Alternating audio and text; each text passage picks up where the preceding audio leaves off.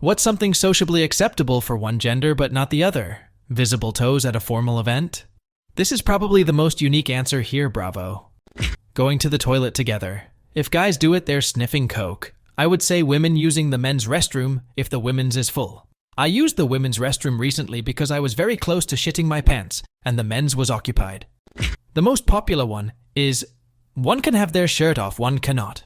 It was the biggest scandal ever and a massively popular watershed moment when Brandi Chastain whipped off her shirt down to her sports bra after shooting the winning goal in the 1999 FIFA Women's World Cup. I seriously don't understand how that's scandalous when tiny bikinis for beach volleyball were common even then. Sports bras are more modest than a lot of things women wore in public, even in the 90s. Affection towards children, especially children we're not related to. I can talk to small children, laugh with them, pinch a cheek, etc. because it's more socially acceptable because I'm a woman. Of course, I'll never harm a child, but strangers don't know it. But if a man did it, it would get more attention. In my 20s, I was oblivious to this and would play with children a lot. Now I think 10 times before getting close. I avoid children like they're carrying the plague. Because they probably are. Mild sexual assault. Girlfriend introduced me to some of her co-workers in college. Handshakes and awkward hugs around. Last girl in the group greeted me by pinching my nipple. Several laughed. I immediately pinched hers back. There was a brief uncomfortable silence until she started laughing once the shock wore off. It was fine and fun for her.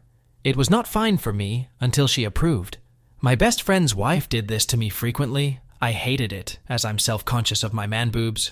I told her once that it was her last warning, and the next time I was going to return the favor.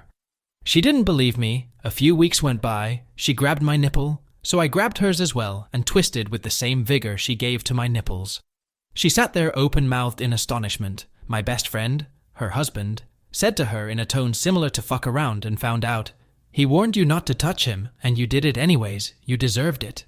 She is a very outspoken person and is fairly intelligent, so it shocked me that she was okay grabbing me.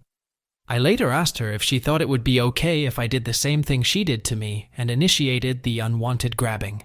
It was a tense but gratifying moment, and I'm glad I stood up for myself and would do it again.